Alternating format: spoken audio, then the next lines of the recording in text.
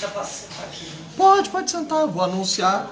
Deixa eu só perguntar, a Karine tá aqui, só falta o João, vou chamando.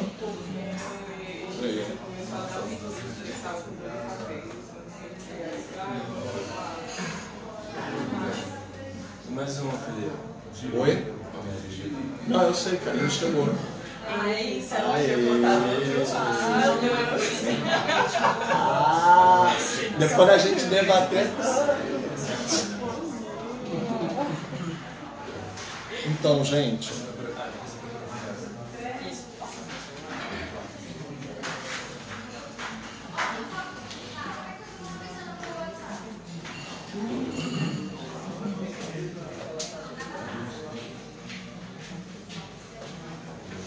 Podemos? A Karine já volta. Vamos começando. Em primeiro lugar, a gente teve a quinta e última noite competitiva do festival. Encerramos os nossos filmes exibidos.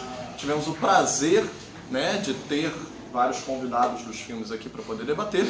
E a gente vai propor, né, se a gente consegue condensar o debate para poder encerrar mais cedo. A produção pediu para eu avisar que às 11h30, a partir de 11h30 já vai ter van aqui para levar para. Número 1, eles vão dar a opção de quem quiser ir rapidinho, 30 minutos antes do almoço, no artesanato, que é um lugar que eles levam as pessoas do festival para poder conhecer um pouco da arte daqui. E quem quiser, a van já vai começar a sair a partir de 11h30 e vai ter o artesanato antes do almoço para quem quiser. Depois, o almoço também pode ser mais cedo, para a possibilidade que todos já estão animadíssimos, estão pulando aqui, a gente percebe, para a cachoeira, que não é cachoeira, que é barragem, que eu estou só divulgando que me pediram. Então, e todo mundo, outra coisa, divulgação, pelo amor de Deus, todo mundo voltar para a Masterclass, que vai ser maravilhosa, não perder o horário, tem Masterclass incrível com o nosso convidado homenageado, então não vamos esquecer disso, ok? Será onde, Masterclass? Vai ser no cinema, tá, gente? Não vai ser aqui, vai ser no cinema Masterclass. E a minha produtora? Vira produtora. Ou seja, a Cláudia vai na barragem para impedir que a gente atrase. Ela vai produzir a diversão. Muito bom. Excelente. Então, gente, a gente já tem as pessoas à mesa. Vamos aplaudir, por gentileza. Deixa eu só... Para não errar o nome dos filmes, vamos cá. Em primeiro lugar, pelo longa, claro, Fabiana. Nós não temos a diretora, Bruna Laboisière, mas nós temos a xará dela, montadora, Bruna. Então, por favor, uma salva de palmas. Nós não temos representante do La Eternidade de Paula, que seria a diretora Diana Gauthier. Nós temos, representando catadora de gente, a Mirella Cruel. Então, uma salva de palmas, por gentileza. Você vai representar... É crua. Crua. Don't be cruel, all my heart is true. Não sei se vou pronunciar o nome certo, mas Odopupa, Lugar de Resistência, da Karine Fiuza, que é a colaboradora do festival. Ano passado estávamos aqui debatendo de diversos lados e agora aqui está na mesa. Uma salva de palmas por gentileza. Que soltem a distância, que a Marcela Shield não pôde vir representar o filme. Se vocês perceberam, todos os filmes da noite de ontem foram dirigidos por mulheres, então a gente vai ter a cota homem da mesa tirando o mediador, que vai ser do montador roteirista Diego Tafarel. Uma salva de palmas. E tem um outro homem representando o filme, que é o T42, que o João ainda não chegou, mas daqui a pouco ele está descendo, da Júlia Catarini. O João fez figurino, direção de arte, daqui a pouco ele vai estar aqui para conversar. Então, vamos adaptar um desafio, né, que o Renato deu pra gente encerrar mais cedo, quando a gente perguntou pra ele, mas por que você não come carne de porco? Aí é uma longa história. E a gente perguntou, mas por que é uma longa história? Dá pra resumir? Aí ele, tá, em 5 frases. E a gente desafiou ele. Então, vamos todos responder em 5 frases. Não, tô brincando. Seria muito cruel. Então, não. Vamos cá, gente. Eu vou começar falando por essa correlação, que os filmes, apesar de todas as noites terem tido muitas correlações, a noite de ontem a gente pode ver de uma maneira mais abstrata, apesar de transbordar as questões identitárias da noite anterior, mas muitos dos filmes de ontem, eles prescindem de precisar declarar uma identidade, ela já está posta. mas ao mesmo tempo a maior parte deles tem uma linguagem documental, tirando dois apenas são de ficção, e também todos são dirigidos por mulheres, e todos têm protagonistas fortes mulheres, tirando a Karine, que, entre aspas, como ela se coloca no filme pela narração em off, e se coloca nos percentuais de estatística, ela também é uma protagonista. Então sim, todos os filmes de ontem tiveram protagonistas mulheres, sobre suas condições, sobre esse viver e sobre superação, que eu acho também uma questão que tocou a todos os filmes. Como superar as condições adversas. E cada um responde com linguagens diferentes. Vamos começar então, daqui para lá, como eu fui justo de todas as vezes, vamos começar pelo homem, para variar um pouco. Como foi fazer o roteiro junto com a diretora, já que vocês coassinam, e ao mesmo tempo montar, e existe um segundo momento de roteiro sempre na montagem, né? Qual foi a diferença, já que você pôde coassinar, né, um e estar no outro, do roteiro que vocês apresentaram para o projeto? E você, se eu não me engano, me disse que teve storyboard também, né? Não, nesse filme não. Nesse não. Mas no outro. Como foi do primeiro roteiro a construção posterior da montagem e como foi descobrir essa personagem, né? Que também é uma personagem com uma história densa, extremamente complexa, como para acessá-la e essas mulheres ex-presidiárias. Começando falando das personagens. Quem chega nas personagens não foi eu, é a Marcela. A Marcela ela tem uma maneira de ver o mundo que é muito particular dela, por isso que eu preferia muito que ela estivesse aqui, não eu. E ela é muito sensível. E ela é uma menina que desde criança lê muito e escreve muito. E ela fica sabendo na universidade, que tem um projeto na cidade que é de literatura com mulheres que são detentas na cidade de Santa Cruz do Sul. Isso tem um contexto que é bastante diferente de mulheres detentas numa capital, por exemplo. Todas aquelas mulheres, que não está claro no filme, elas foram presas por tráfico de drogas. E quando a Marcela fala no projeto, ela conhece a história delas. Ela descobre que além dela ser presa por tráfico de drogas, ela descobre que a maioria teve maridos presos. E a relação do cárcere para aquelas mulheres é muito diferente do que é o cárcere para os homens. Tipo, se vocês perceberam, a maior preocupação o tempo inteiro delas eram os filhos. E como se lidar com a maternidade numa situação de cárcere. E a Marcela pega e traz essa ideia. Quando ela traz essa ideia, porque ela faz parte, ela é produtora, ela trabalha com a gente, e é o primeiro filme que ela dirige. O filme é isso na cabeça dela. É um filme sobre um projeto literário. E daí a gente vai sentar, ela faz entrevista, ela conversa com as moças.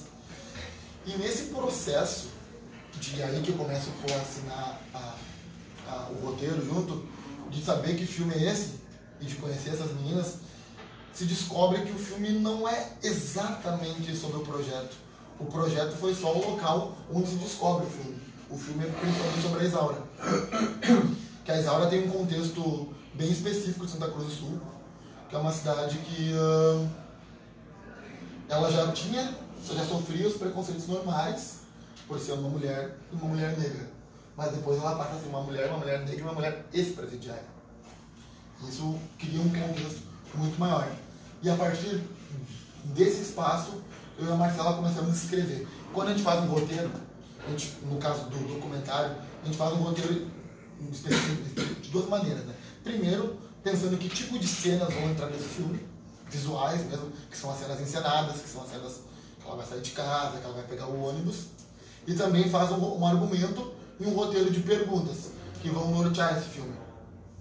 Então eu digo sim, ele é um filme, ele tem um roteiro, mas muitas dessas perguntas acabam acontecendo no processo da gravação, porque a Marcela vai conversando com elas, ela domina o set ali naquele espaço junto com elas, e tem que lembrar que também tem, quando eu falo domina o set, é um set muito pequeno, um set muito enxuto, é um filme que tinha câmera, som, a Marcela dirigindo e os entrevistados. E o que, de certa forma, transformou o filme muito mais fácil de fluir, mais íntimo, porque aquelas 7 pessoas, depois, na maioria das vezes, apenas 4 pessoas, porque o filme segue sendo gravado com a Isaura só, se criou uma relação. Houve uma intimidade, era muito mais fácil gravar do que se a gente tivesse alguém montando luz, alguém montando máquina. Ficou muito tranquilo e essa intimidade aumenta. Mas é um filme muito simples, muito barato, a gente diz, porque foi gasto R$150 para fazer o filme.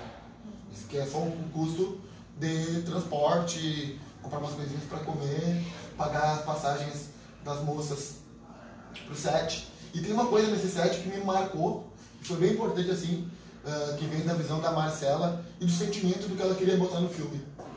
Vocês viram que o filme é a entrevista principal com as mulheres, tem umas janelonas atrás, né? Uhum.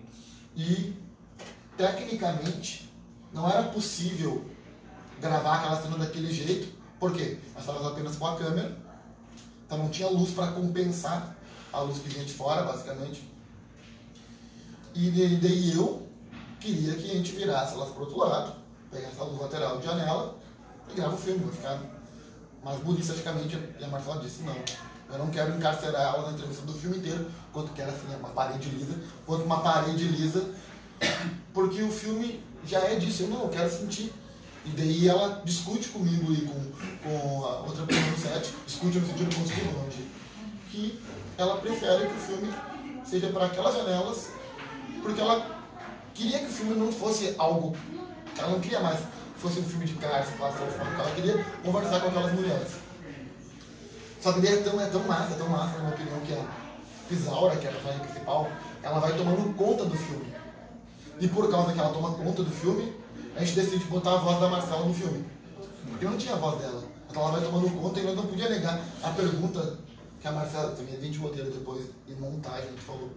Perguntas que a Marcela vai colocando, que tem uma diretora ali falando, que ela pergunta, ela vai naquele histórico, você é uma pessoa forte, você é forte, e a personagem nega.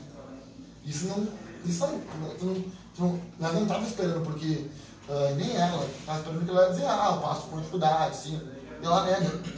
E vai quebrando essa narrativa de mulher forte, de pessoa forte, porque apesar de quem conhece ela, de ser uma pessoa muito resistente, ela não vê na narrativa dela a força, porque é uma narrativa de muito sofrimento. Então, o processo de roteiro foi, inicialmente, essa questão de escolher as cenas que seriam gravadas, porque isso teve que ser roteirizado, e ele também acaba virando um roteiro de muito processo de montagem, né? Porque vira um filme de montagem, é um filme que, no fim, ele tem 15 minutos, mas ele deve ter, chuto eu, não lembro exatamente, mas eu sei que tem entre 2 a 3 horas e meia de entrevista. Então, tu tem que cortar para 12 minutos de entrevista para ter respiro.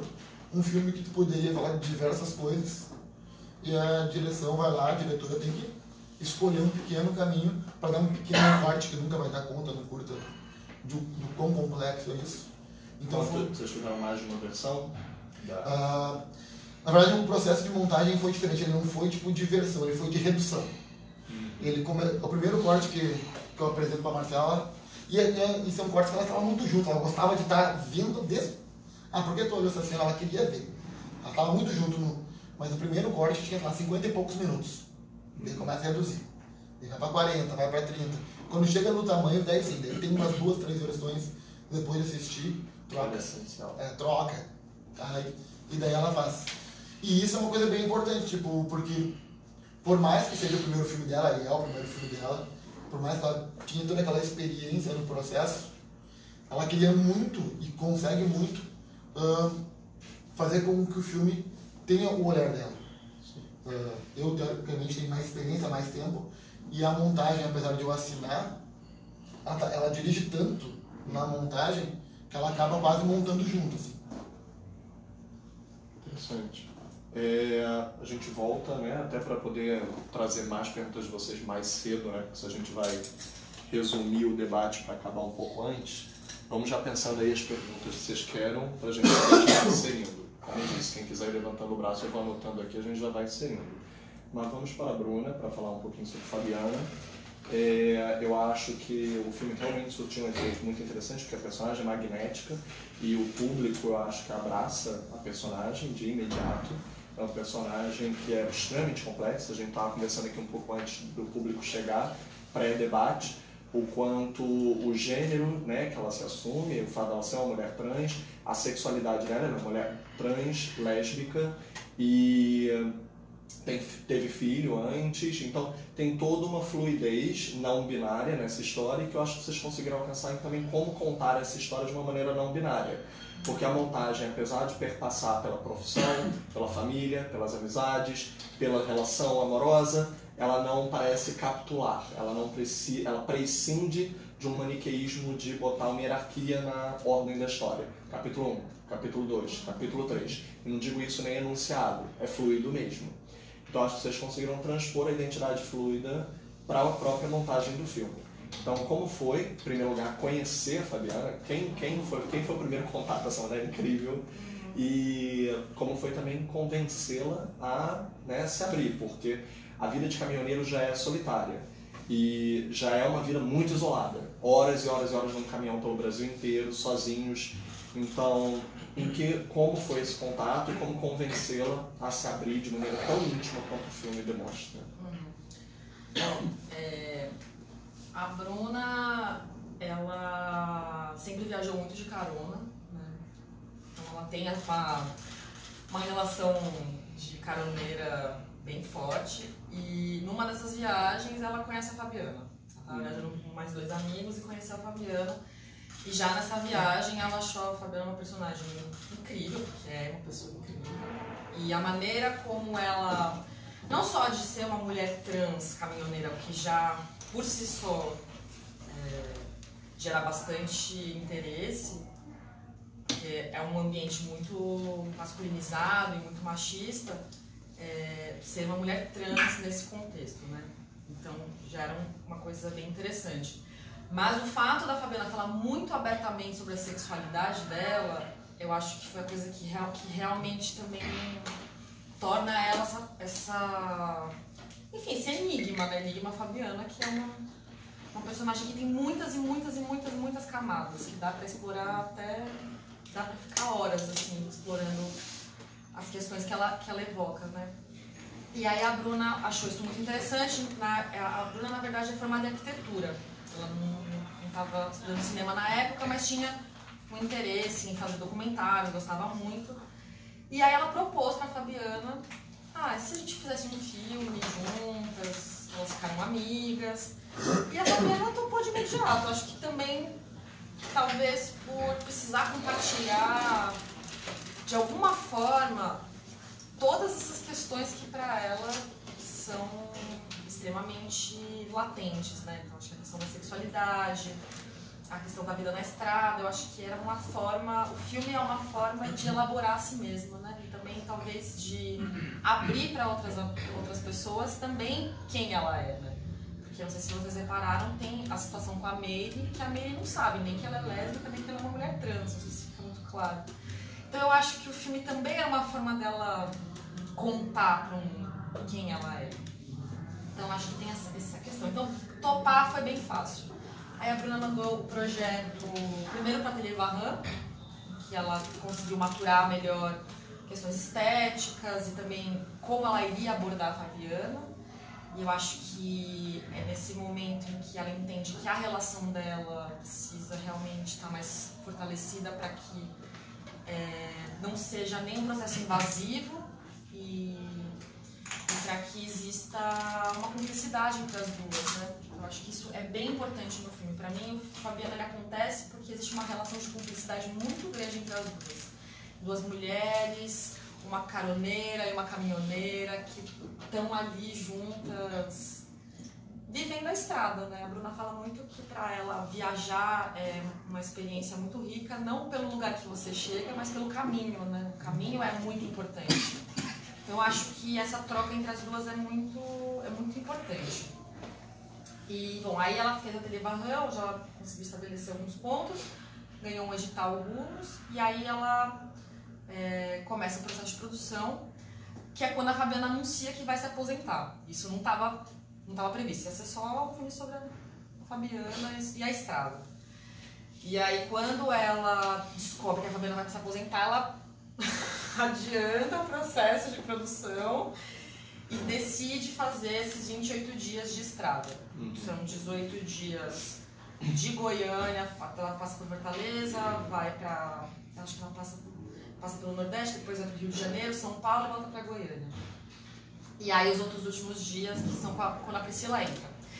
A Priscila também foi uma coisa que aconteceu no momento. Porque Foi uma aparição. Foi uma aparição. E eu acho que o filme, muita coisa do filme é um pouco a Fabiana querendo conduzir a narrativa. Essa coisa das personagens que às vezes tem, que elas não são só nossos projetos na cabeça, né? Elas existem, então elas também co-dirigem, né? Não, peraí, só um segundo. Tem pra cá. Perdão. Perdões. Então a Fabiana decide no processo convidar a Priscila para o processo. Então é quando a Priscila entra e são os últimos 10 dias. A Fabiana convidou intencionalmente, ela... tinha tipo uma armadilha ali da performance. Eu acho que sim. Ela pensou, eu vou inserir ela na minha história. Eu acho que sim, porque a Fabiana, ela é uma personagem que ela realmente tem ela dirige muito as situações. Uhum. Então, até a própria maneira, essa questão que você estava falando, né, do filme ser fluido. A Fabiana é uma personagem que ela não dá nada diretamente. Ela não fala assim, sou uma mulher trans, sou uma mulher lésbica. Vem tudo devagar. Então tem vários respiros ali. Sim, então eu sinto que a montagem ela foi muito condicionada pela maneira de elaboração da própria Fabiana. Ela tem essa coisa de falar uma coisa, aí daqui a uns 5 minutos ela vai falar outra informação, depois... E como pra gente nunca foi muito interessante que o filme fosse Fabiana, mulher, trans, caminhoneira, porque isso seria catalogar uma personagem que é muito livre. É um filme sobre liberdade, de certa forma, né? Então a gente queria que a experiência do filme fosse essa descoberta muito aos poucos. Então a primeira informação que você tem é que é uma mulher, depois você descobre que ela é uma mulher caminhoneira, depois que é uma mulher lésbica, depois uma mulher trans. Então que tudo isso fosse a própria maneira como a Fabiana se narra. E porque ela dirige as situações assim. Então eu sinto que o filme tem muito essa parte do roteiro, é o roteiro da Fabiana dar adeus à estrada, como ela quer encerrar essa história, né? E eu acho que a Priscila também é parte desse projeto de como que ela vai elaborar a relação dela, né? E eu sinto que a câmera, ela é um instrumento muito forte de encenar os desejos e as vontades. Então quando a câmera ligava, as duas parece que performavam a relação delas um pouco para elas elaborarem a relação mesmo, assim.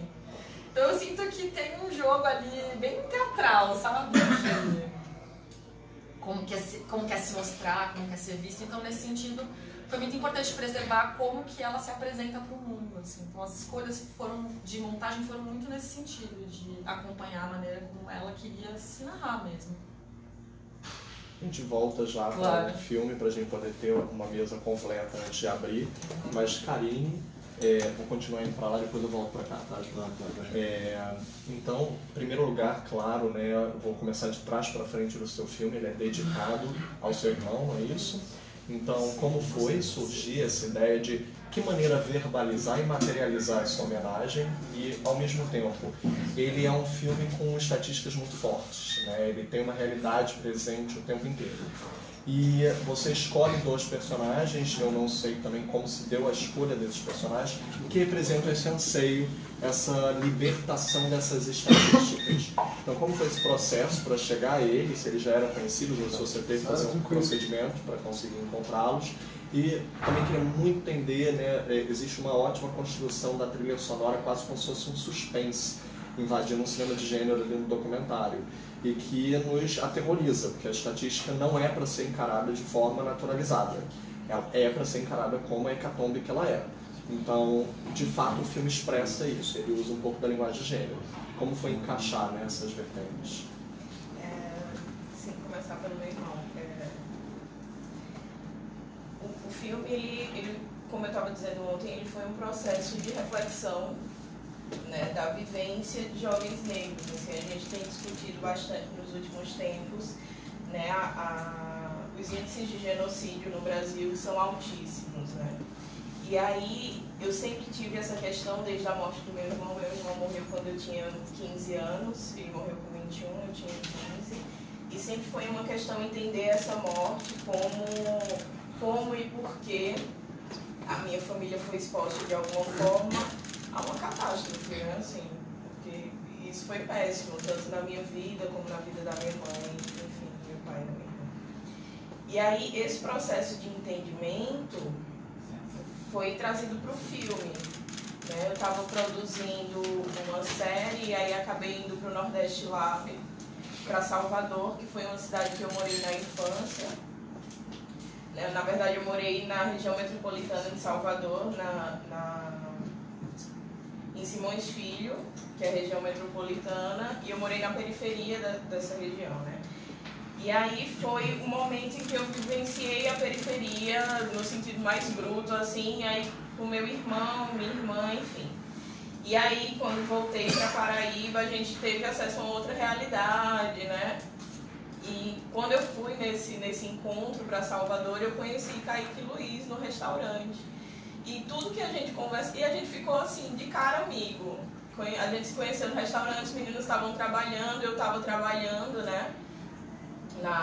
Através de uma produtora, e a gente se conheceu e começou a conversar. E nessa conversa eu vi o quanto era similar a história da gente. Então, tudo que a gente conversava partia de um mesmo ponto. E eles estavam exatamente no mesmo ponto que meu irmão morreu, sabe? Então aquilo para mim foi muito forte. E aí começou um processo de cura, na real. Assim, esse filme para mim é cura de um trauma, né? E a gente começou a discutir por que a gente estava nessa situação, e os meninos são extremamente conscientes.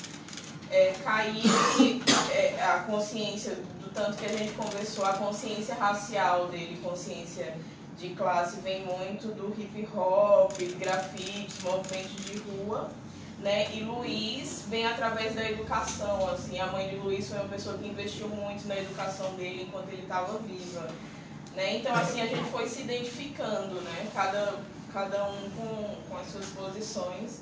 E aí surgiu a oportunidade de fazer o filme. Eu estava no processo de finalização do curso, né? de rádio e TV.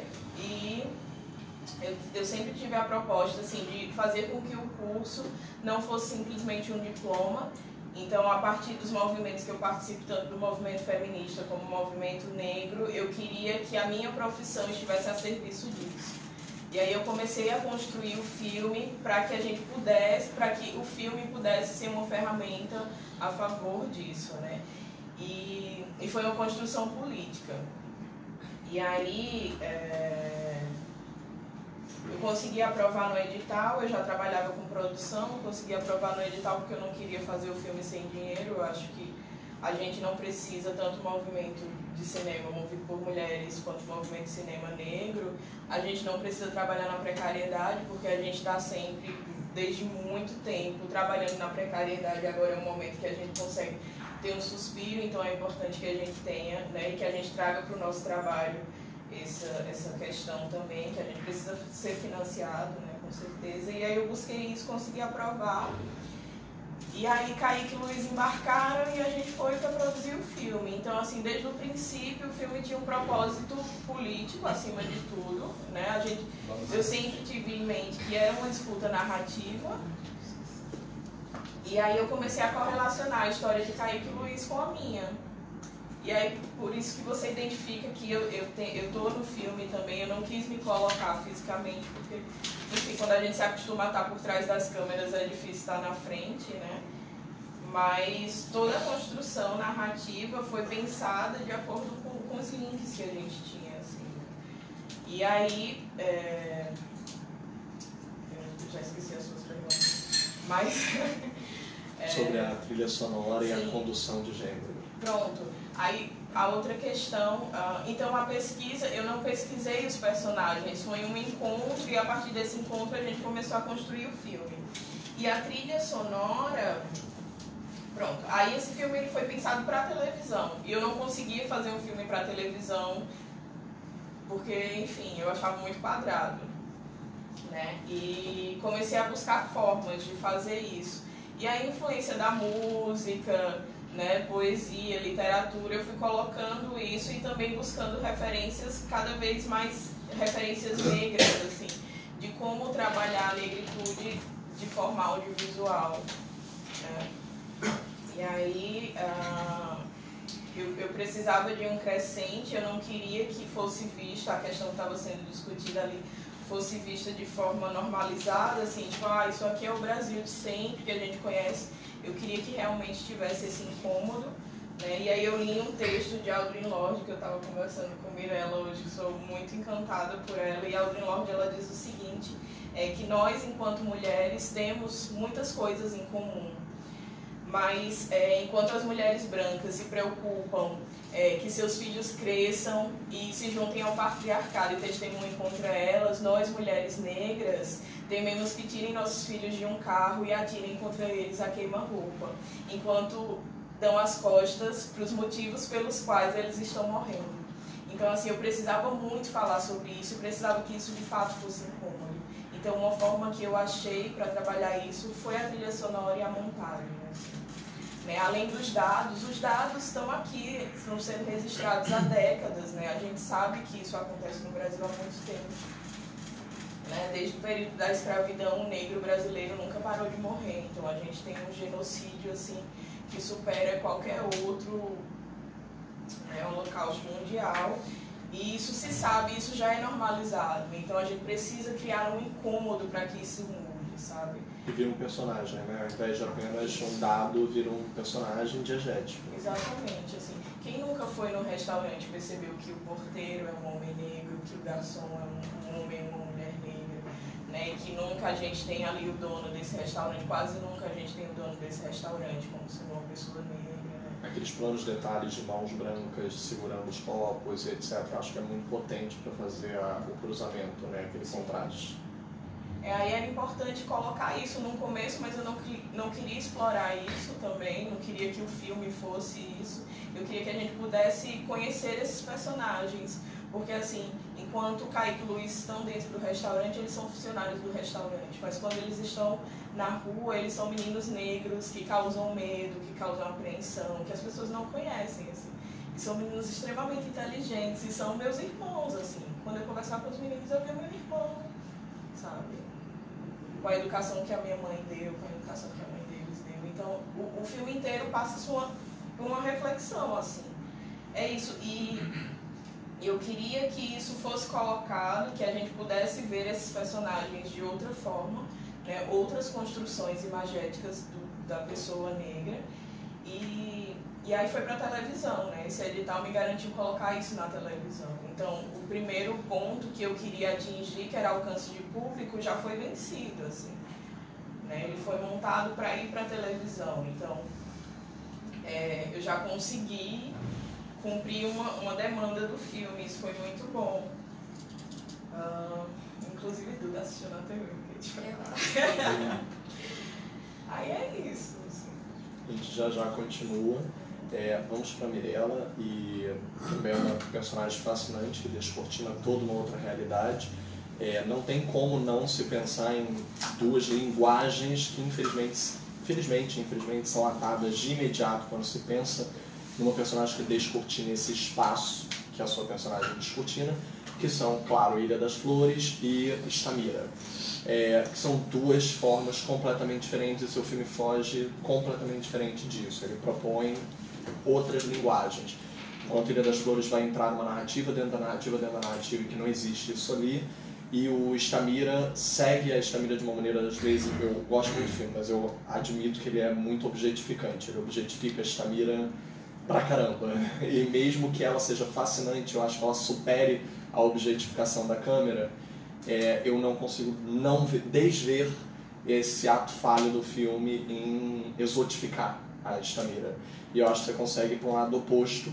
Existe um lirismo, acho que na simplicidade com a qual é capturada, com aquele fundo e aquela luz, quase uma auréola em cima dela.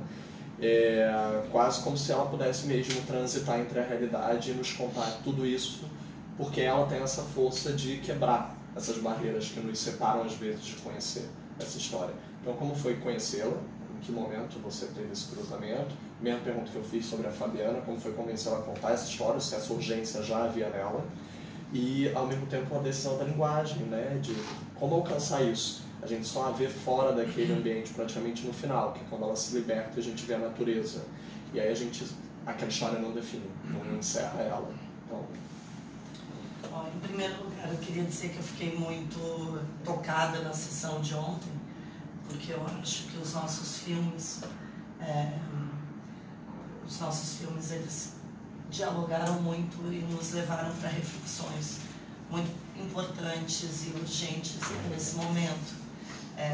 Algumas questões que já há séculos a gente vem tentando refletir, mudar e transformar. Mas ontem, com aquele panorama, eu achei uma sessão politicamente muito importante para esse momento. Eu fico muito grata por estar junto com vocês naquela sessão e com os filmes de vocês, principalmente no seu. Eu conheci a Maria Tugira, eu trabalho muito com audiovisual mesmo, assim, eu faço muitos institucionais, eu trabalho com comercial, eu faço campanha política, então eu tenho uma vida muito ativa no audiovisual, assim. E eu conheci a Maria Tugira, na verdade, há uns 5 anos atrás, quando eu fui fazer um institucional para um projeto que ela faz parte, que é um projeto da União Europeia que financia um grupo de catadoras e catadores Brasil. O nome do projeto é Mulher Catadora, é Mulher que Luta. E ali eu conheci a Tugira. Fiz o filme que eu tinha que fazer para esse cliente, enfim. E o tempo passou e eles me chamaram para fazer mais um filme sobre o mesmo projeto, que era o encerramento do projeto no Brasil. Aí, logo me veio a imagem da Tugira, eu pensei, bom, agora eu acho que é uma oportunidade de eu gravar a história de vida de algumas catadoras que eu sei que eu vou encontrar nesse processo. Aí eu conversei com eles e perguntei se tinha algum problema de eu aproveitar o momento que eu estaria com elas para fazer um filme mais autoral, um filme que tivesse mais a minha cara também como realizadora. Eles falaram que não, que desde que o filme deles saísse também não teria problema. E eu consegui, então, equalizar isso tudo nas diárias que eu tinha para fazer. E aí eu gravei 3 histórias de vida. Porque as 2 outras personagens que aparecem no filme, naquelas cenas mais poéticas, digamos assim, também são catadoras. Mas quando eu olhei o material bruto, eu fiz a escolha de contar só a história da Tugira mesmo, porque eu acho que a história dela, eu penso que a história dela é a história de todas aquelas mulheres.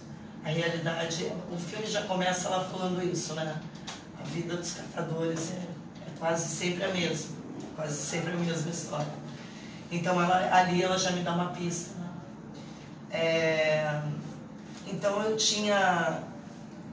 escrevi um roteiro antes da gravação, um roteiro pensando em algumas questões importantes que eu queria ouvir a respeito da história de vida dela, que eu sabia que ela tinha para me contar. E as outras mulheres também. O meu processo de trabalho, sempre vou para o set sabendo muito o que eu quero. Assim. Então, por exemplo, o enquadramento, a forma, eu pesquisei, pensei antes, né? Eu quero gravar numa sala escura, eu quero essa luz. Conversei com meu fotógrafo, que trabalha muito tempo comigo. Então é tudo muito desenhado, apesar de todas as imagens poéticas que entram no filme. Elas são mais... é um processo mais livre. Eu fui atravessando a vida dessas mulheres por alguns lugares onde eu fui gravando no galpão, a casa de uma delas, numa floresta onde fica o caminho para chegar no outro galpão. Então, nesses momentos, eu ia sentindo mais na hora o que era bonito para mim, imageticamente, e talvez fosse funcionar na montagem depois, mas isso eu não sabia se funcionaria. E aí a escolha daquele enquadramento, daquela luz, era justamente para não ter escape nenhum para a narrativa e para a força da história que a Tugira tinha para contar. Né? Eu não queria que em nenhum momento a gente se perdesse, ou eu queria a atenção mesmo do espectador para aquela história. E eu achei que pensei que com aquele enquadramento, com aquela luz, proporcionando aquela intimidade, aquela proximidade da câmera também, eu conseguisse fazer isso. Eu acho que eu consegui. Então é isso, assim, eu acho que a história da Tugira também, eu gravei em 2017, ou seja, após impeachment, tem toda uma história, a Tugira fala tudo que naquele momento começava a acontecer, assim. Ela fala até do INSS, ela fala da preocupação dela em relação aos catadores e catadoras, em relação ao seu sustento. Ela fala sobre a questão das mulheres, ela fala sobre muitas coisas que hoje eu acho que ela fala tudo aquilo que foi dito em todos os filmes que a gente assistiu ontem, ela fala no discurso dela. Então ela é uma mulher que tem essa lucidez, ao contrário da Estamira, né? Que eu acho que é uma personagem, uma vai para um lado, outra vai para o outro. Assim. A Tugira, com toda a história de vida dela, com toda a luta dela, ela atravessa toda essa trajetória com lucidez, né? Com força, com lucidez, com luta, ela mobiliza as pessoas. Então, uma personagem que não tem como... Eu, como realizadora, não podia conhecer uma personagem como ela, sabendo das coisas que ela tinha para reproduzir e para multiplicar e não gravar, né? Porque eu acho que essa é a minha função também. Eu preciso colocar a luz em espaços onde estão obscuros, né? Onde a gente não percebeu, assim. Eu acho que essa é a minha função como realizadora, como diretora. Então é isso. Essa é a história da Catadora de Gente. A gente já continua também, para a gente já abrir. E João, para completar, né, está aqui representando o T42. Júlia mandou 1000 beijos por não poder estar aqui presente, também falei com ela ontem, parabenizando a sessão.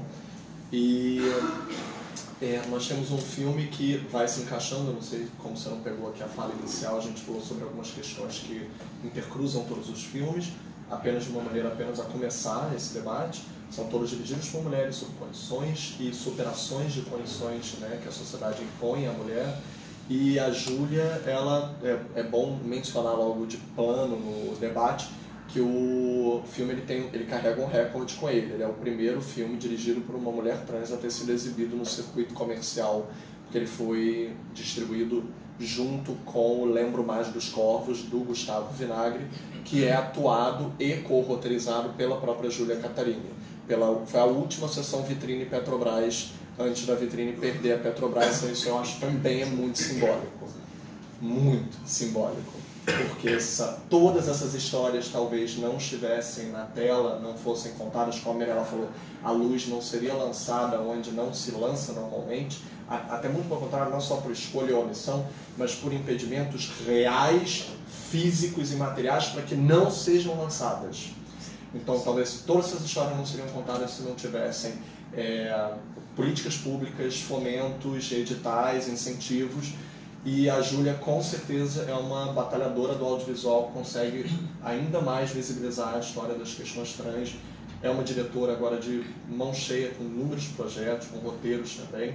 Como foi trabalhar com ela? Eu sei que vocês também têm um grupo que trabalha em conjunto, ela trabalha com o Gustavo, você também trabalha. Tem uma troca ali muito grande de várias funções, atuação, roteiro, direção.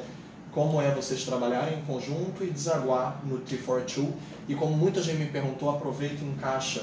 Por que o título é em inglês, T42? Porque eu me lembro que a Júlia já me respondeu isso, mas melhor ver do lugar. Para começar, a gente tem uma rede de apoio lá, que são algumas pessoas, a Júlia sempre fala disso, que ela fala a gente precisa criar e fortalecer as redes de apoio pra gente sobreviver, pra gente não morrer de fome. Então é isso, assim, a gente tem um grupo que a gente vai mudando as funções, etc. Eu comecei a trabalhar com audiovisual há muito tempo, em 2007, com o Milton Caixote, que era um coletivo também, que é o Marco Dutra, Juliana Rojas, que tem um Gotardo. E aí, desde sempre eu tenho essa coisa de coletivo, apoio para trabalhar, porque eu nunca tive vontade de fazer cinema comercial, grande, eu sempre quis fazer coisas pequenas que pudessem fazer mais sentido para mim, né? E aí depois eu encontrei o Gustavo, a gente conheceu o Gustavo e a Júlia, e aí foi aumentando a rede. Então a nossa ideia é sempre essa rede fortalecer e a gente conseguir trabalhar com o cinema, fazer uma coisa que a gente quer de verdade e continuar vivo, né? Sobreviver, assim, coisa que a gente sempre fala, a gente precisa sobreviver. E aí o título T-42 em inglês porque a Julia gosta muito do T-42 filme e porque tem um trocadilho que é o T de trans para 2. Então precisa ser em inglês para poder fazer sentido. É isso. Uma outra questão para falar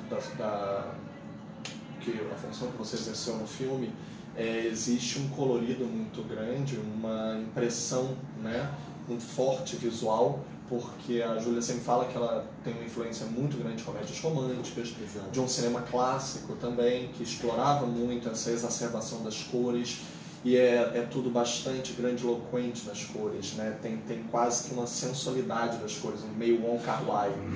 E eu sei que ela também adora o Wong Kar-wai. Então, pergunto, como foi decidir essas cores, principalmente porque a própria personagem, de uma maneira metalinguística, é uma diretora. E a gente volta até uma questão, eu acho que você chegou no meio da fala da Bruna, não sei se você conseguiu pegar isso, sobre a fluidez, né, não binária das coisas, que as pessoas têm uma dificuldade muito grande de aceitar, os personagens dentro do seu filme têm uma dificuldade de aceitar que uma mulher cis, lésbica, se interesse por uma mulher trans, até a própria namorada, ex-namorada dela, não consegue compreender. E como foi transformar isso nessa imagem tão forte. E também como foi criar algo, eu adoro o pôster do filme feito dentro do filme. Eu queria ter aquele pôster. Tem uma coisa que a Júlia, que eu quis muito pro filme, que era que tudo que a Júlia quisesse fosse feito. Ela falou assim, eu preciso que as feitas sejam vermelhas. Foi o que ela falou, assim. Eu falei, não, a gente vai achar a frente vermelha. Tipo, em 2 dias eu achei a frente vermelha, vai ser essa. A minha coisa deixava ela feliz. Então, ela tinha muito isso, de fazer um filme clássico e até não naturalista, né? Até não natural, de ter objetos que não sejam exatamente cotidianos, mas que sejam objetos que você veria num filme, uma coisa romântica, enfim, um filme. E aí a gente teve essa coisa que ela também adora, sei lá, adora Bergman, por exemplo. E aí tinha essa mistura que, tipo, tinha que ser uma coisa meio comercial, só que também tinha que ser uma coisa, sei lá, mais maluca, enfim. E aí, aí a construção da arte foi em cima disso, né? Foi em cima de ser uma coisa não tradicional, porém apelativa visualmente. E o cartaz? E o cartaz do outono foi muito maluco, porque ela falou, precisa ter o cartaz todos os cartazes, na verdade, ela escolheu pessoalmente, né? Ela falou, quero esse filme, quero esse. E eu falei, eu tenho uma coleção de cartazes em casa, e aí eu ofereci, tenho, sei lá, 100 cartazes em casa mesmo. Eu falei, tem esses títulos, ela falou, quero esse. E aí vai faltar o filme que a diretora faz, que é o Outono de 97, 92, que a gente pediu pra Amanda, que é a atriz, mandar várias fotos dela, que ela é atriz há muito tempo, então ela tem fotos jovens. E aí a gente quis criar uma coisa meio capa de VHS de 92, eu percebi bastante, assim. Quer dizer, percebi não, eu conheço, porque eu vivi nessa época. E aí, por vários testes eu fiz, e aí ela já amou, falou, não, é isso, tem que ser isso. Aí a gente fez um tratamento ainda com Maria Leite, é outra diretora dessa. Outra diretora que eu chamei para ser minha assistente de arte. E ela fez um tratamento de física, cartaz, pra ficar mais... Tem um tempo, né? tem um tempo na parede. Só uma curiosidade, já que você falou da Amanda, e aí a gente abre para as perguntas. A diretora de fotografia foi a Cris, né, irmã da Amanda, a Cris Lira. E é interessante também dizer isso, porque como a Júlia, eu sei que o projeto inicialmente não era um casal lésbico, era um casal cis, hétero. O casal original? O original não, o romance, né? Que era a Júlia e... Não, mas de uma forma ou de outra tinha o diretor e tinha a outra pessoa. Tinha um homem e uma mulher cis, né? A Júlia, de uma forma ou de outra, foi isso que eu quis dizer. Ia ser um ator e uma atriz. E aí viraram duas atrizes, porque caiu isso, a Gilda tendo uma conexão muito forte com o coletivo, acudiu, não, peraí gente, vamos lá. E aí conseguiu, como sempre, Gilda resolve soluções. E aí, virando um casal lésbico, a Júlia conseguiu essa diretora de fotografia, que também tem uma pegada, tem um cinema, ela também é diretora, também dirige filme, que ela quer fazer também, como a Karine falou, se eu tenho uma condição, eu vou fazer uma existência política. A Cris Lira fala isso, vou fazer filmes sobre minha existência, sobre meu olhar lésbico. E aí a Júlia casa, né, a fome com a vontade de comer. Então tem um filme sobre o olhar, mas com uma diretora de fotografia. Você pode falar um pouco sobre isso? Não sei o quanto você teve presente. Sim, a gente fez sempre. A Cris, na verdade, veio antes da Amanda. A Cris também é muito próxima da gente, a fotógrafa. E ela foi das primeiras pessoas que entraram no projeto. Eu, a Cris, e aí... Inclusive a Cris que ajudou a conseguir a Amanda. Exato. As pessoas conhecem a Amanda tem muito a ver com o projeto, né? Tipo, foi conhecer a Amanda e de fato a Amanda era super... era exatamente o que precisava. E pra comentar sobre essa coisa do que não era casal, era hétero, né? Romance heterolésbico. Começou com um romance hétero e aí algum ponto deu errado no elenco. E aí a Júlia falou, eu só faço esse filme se for o único ator que eu aceito, que não seja o rapaz que é a Júlia. Então vai virar um romance lésbico, sim. Aí todo mundo na hora falou, nossa, muito melhor. A gente quer isso, sim. Porque a equipe, boa parte da equipe é lésbica também. E, tipo, quase que era de mulheres, sou o único homem do set, que tava no set. Então a gente ficou muito feliz, assim. Tipo, ufa, que incrível. É realmente uma solução narrativa muito boa e muito única. Sim. Gente, vamos abrir para as perguntas, até porque como foi pedido para encerrar o debate um pouco mais cedo, vamos já fazer essa fusão.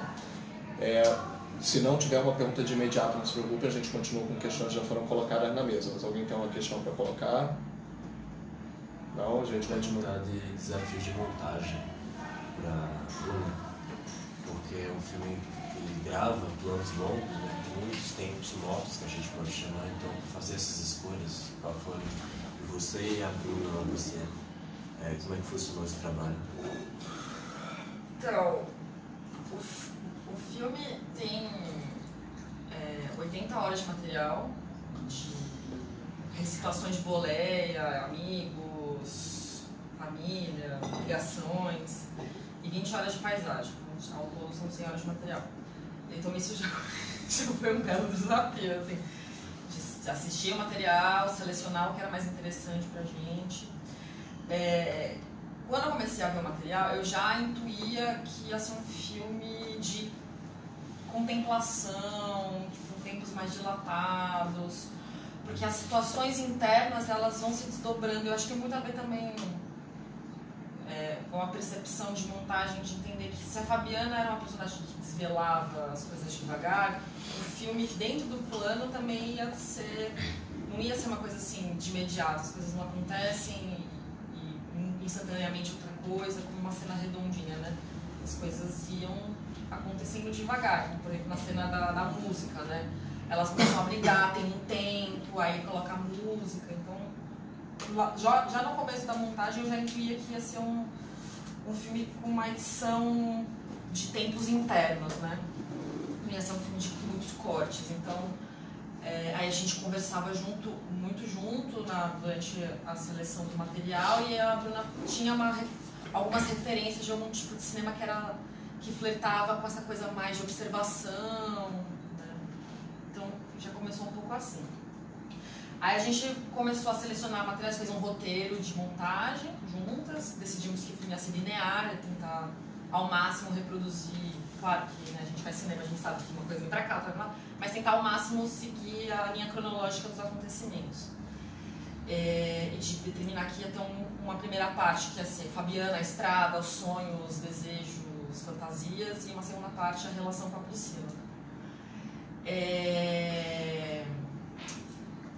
A gente chegou num corte de mais ou menos 2h30, depois de fazer muitas seleções. A gente também foi um filme muito de redução, muito pouco diversão. Algumas cenas entravam, saíam e deslocavam, mas assim, a cara mesmo do filme foi um pouco a mesma, né? De reduzir material para chegar um pouco mais direto ao assunto. Aí, algumas coisas foram muito importantes no projeto. A gente teve algumas consultorias, foi bem importante. A gente teve uma consultoria com a Maria Clara Escobar, que é roteirista, diretora, foi bem importante. A gente teve consultoria da Lia Pulacasca, que também é montadora, diretora. A gente teve consultoria da Helena, que eu esqueci o sobrenome, que é uma pesquisadora também sobre transgênero, sexualidade, enfim. Então, essas consultorias foram muito decisivas, porque era como a gente entendia que essas questões subjetivas das personagens iam sendo trabalhadas, né? Então, a gente às vezes tirava uma cena porque numa consultoria deixava entender que a relação delas era agressiva demais, coisas desse tipo, assim. Então essas consultorias foram bem importantes. E aí, por fim, a gente teve uma consultoria com a... Ai, gente, peraí, não vou lembrar. Com a montadora da Chantal Ackerman, que é a Claire Atherton. A gente teve uma consultoria com a Claire Atherton, que foi fundamental para a montagem, porque ela tem esse olhar de montadora, enfim, os filmes da Chantal são também bem observacionais, são contemplativos, e ela tem uma forma de montagem muito intuitiva, muito baseada na ideia de que o tempo da imagem é o tempo da imagem. Então tem sim que esperar que as coisas aconteçam, que a imagem comece, aconteça e se encerre. Então isso deu muita segurança pra gente na edição, de falar, tudo bem a gente ter 7 minutos de um plano que tem um silêncio de 5 minutos, tá tudo bem. Esse o tempo do plano. Então isso foi muito importante na montagem. Eu acho que os desafios maiores foram, de fato, acho que entender que as coisas internamente tinham um tempo, é um filme sobre tempo, né, de certa forma. A estrada é tempo, né. Então acho que foi mais de ter essa confiança de deixar as coisas acontecerem, assim. Sobre deixar, eu acho que tem uma coisa interessante sobre essa relação de poderes que a câmera gera, né? Que vocês deixam geralmente a câmera de uma maneira horizontal. Ou seja, tem uma horizontalidade da câmera do assento ao lado, tá ao lado dela, com ela aparecendo e a paisagem lateral aparecendo com a mobilidade do espaço. Em nenhum momento a câmera está atrás para mostrar, né, de frente, mas ela ficaria de costas, nem de frente, porque ali se criaria uma outra situação, ela estaria de frente para a câmera, mas de costas para o caminhão. Então essa horizontalidade, né, que vocês criam em sempre estar ao lado dela para falar com ela, eu acho muito interessante que extravasa na cena final, quando finalmente ela está liberta, ela não está dirigindo algo, ela pede pelo barco, então o barco está dirigindo por ela, E aí você tem aquele giro, né, panorâmico, em que a gente primeiro mostra ela livre com o ambiente, sem ter que estar dirigindo algo, finalmente ela está só sorvendo. E aí, como vocês viram, quase que para o lugar da câmera não tem mais câmera. Então liberta também esse lugar de ter que contar a história só está ali. Então acho aquele último plano muito interessante para encerrar o filme. Como foi planejar isso? Ela própria teve de fato a ideia do barco, como ela demonstra ali? Ou ela disse, e se a gente andasse de barco? Aí vocês encenaram assim, Sim. Então, a questão do barco é que assim, a Fabiana, ela tem muito medo de barco. Muito. A gente até tentou colocar mais isso no filme, mas não cabia muito. Mas ela tem muito medo. Então, em várias situações, quando elas desembarcavam numa cidade, tinha um porto, e aí a Bruna falava assim, vamos, sei lá, andar de barco, e aí a Fabiana ficava com pânico, assim, não quero, tenho medo, tenho muito medo de andar de barco, tudo mais. Depois que a Priscila entra no filme, e assim, várias situações acontecem, essa cena do barco foi uma das últimas situações que a Bruna gravou com a Fabiana. E ela já tinha brigado no Ano Novo, então acho que a Fabiana estava de alguma forma tentando superar aquela situação. E ela tá lá na beira do rio, vê o barco. E aí ela tem o ímpeto de pedir pelo barco. Então também não foi nada planejado. A Bruna não tava... Tanto que ela fica lá, né? Ela conta que ela ficou lá meio parada, assim, gravando. E a Bruna é uma pessoa que tem uma capacidade muito grande de não se afobar operando a câmera. Ela não pega a câmera e sai correndo atrás da personagem. Ela tem uma paciência de respirar e falar, deixa eu ver o que vai sair. Acho que o filme tem muito disso, que ela não se afoba, né? Querer trazer as respostas muito de imediato. Então, não, eu vou esperar um pouquinho aqui pra ver o que acontece. E aí a Fabiana pede pelo barco. E aí ela pede pra gravar, e acho que essa é uma situação em que a Fabiana tenta superar algo, né? Superar um medo, acho que também trazer de volta o protagonismo do filme. Eu sinto que essa situação é muito sobre a Priscila disputando uma narratividade ali com ela. Eu não sei se eu escuto antes dela ir no barco, a Priscila falando, leva nesse bote, e daí a Fabiana que vai atrás, né? Isso, exatamente. Ela fala assim, moço, eu posso ir? Mas Leva pra ela passear. É ela que fala. E aí a Fabiana vai, né, e vai atrás do barco, conversa com o cara, Bruna, vem, vamos lá, e vai me levar pra dar uma voltinha. Então é uma disputa de narrativa, assim, né? As duas estão disputando um certo protagonismo ali, né? Então eu acho que tanto a superação do barco quanto esse filme, o filme se chama Fabiana. Esse filme é meu. Esse filme é meu. Eu acho isso muito interessante. E aí ela pede pelo barco, e aí na montagem a gente tentou entender o que era essa cena final, né? Não era a cena final, necessariamente.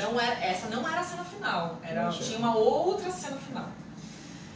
E aí a gente não gostava muito, sempre achava que ela era um pouco didática demais sobre a relação delas. A original. A original. Conta.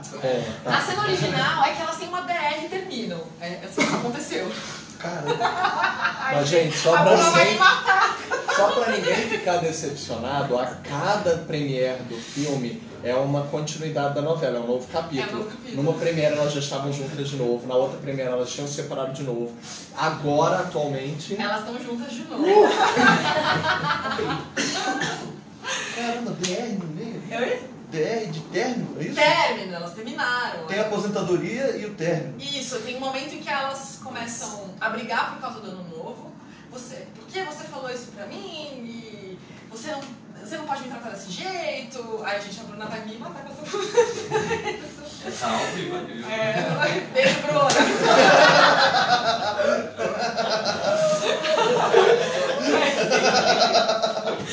E aí elas tinham uma DR, elas discutiam. Não sei, a gente não pode saber o quanto disso é um teatrinho, né? Enfim.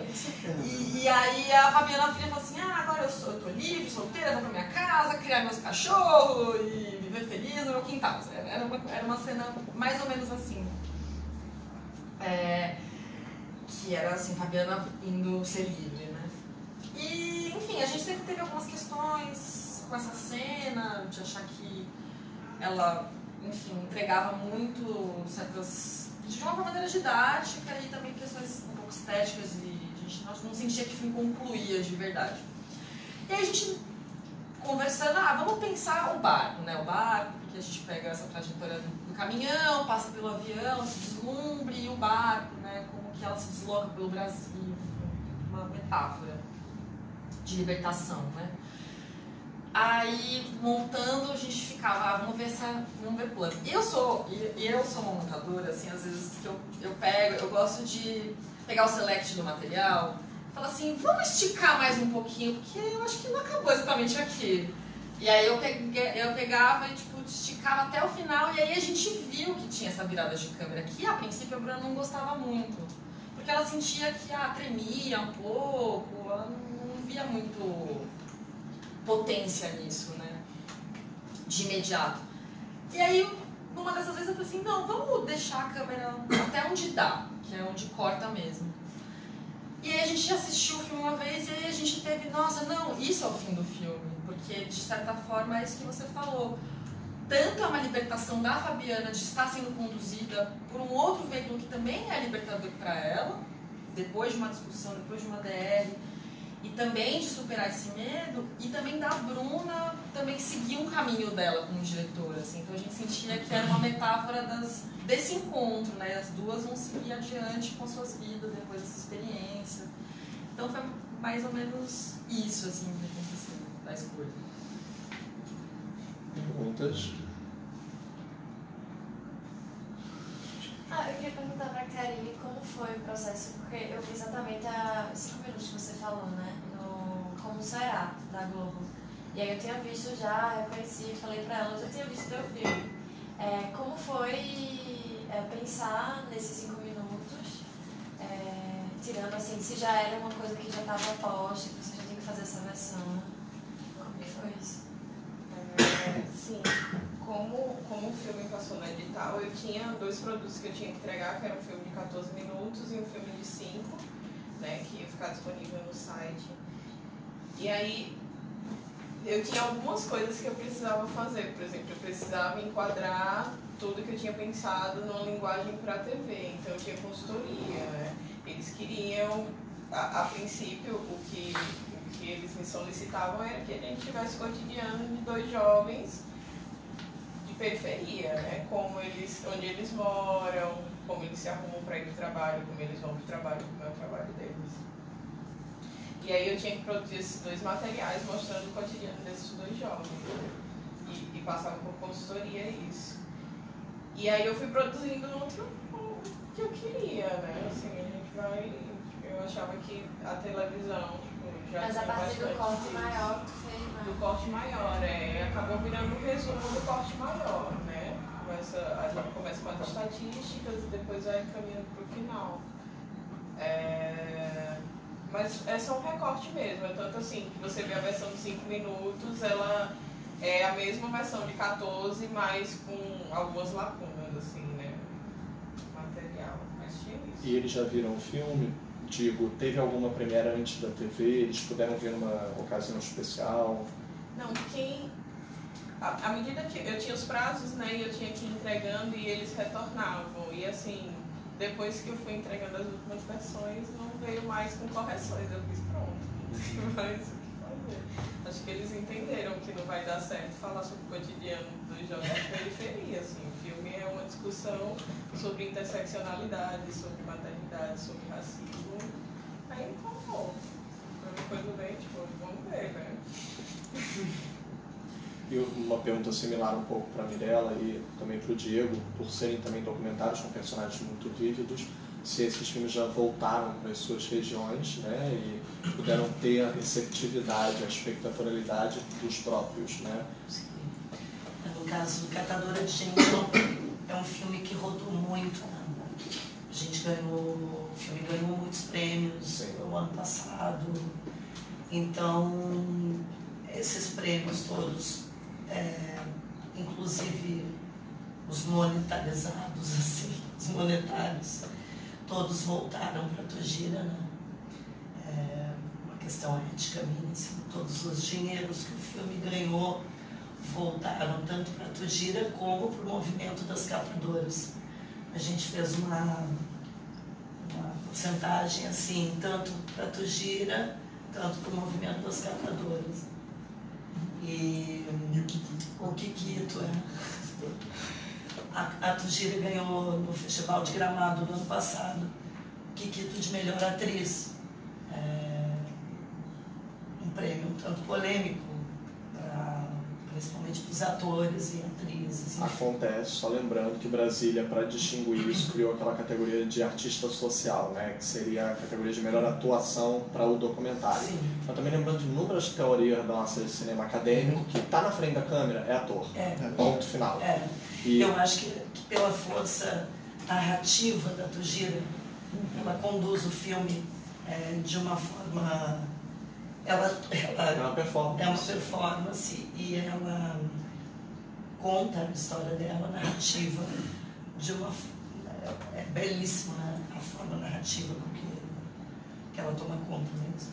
Enfim, mas o mais importante do prêmio do Kikito que ela ganhou é que lá em Uruguaiana, onde ela mora, ela ainda tem que negociar muito com a prefeitura.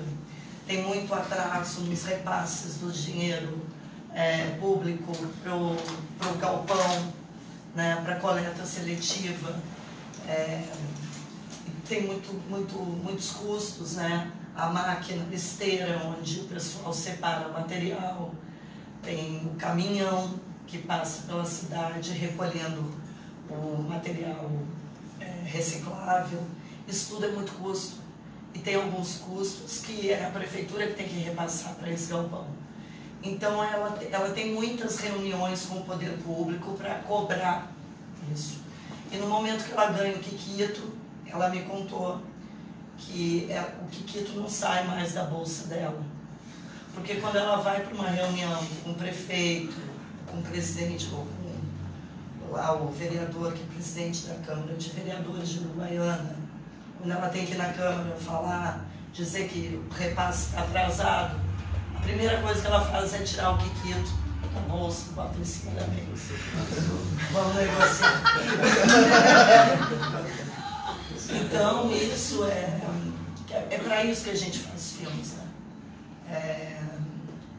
Assim, quando eu vejo esse resultado, primeiro, que a gente pôde devolver tanto para as catadoras como para ela. E esse protagonismo que toma conta, ela já era uma protagonista. Mas o filme ainda sublinha isso, né? Dizer, olha, ela ganhou um Kikito. No Rio Grande do Sul, ganhar um Kikito é a mesma coisa que ganhar um Oscar. É muito importante, né? É um símbolo, assim. E como é que é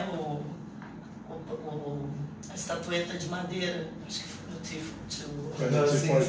Eu lembrei do Kikito, que ele já foi de madeira, assim. E então isso é um símbolo que a Tujira hoje leva para as suas negociações, quando tem que cobrar coisas do poder público.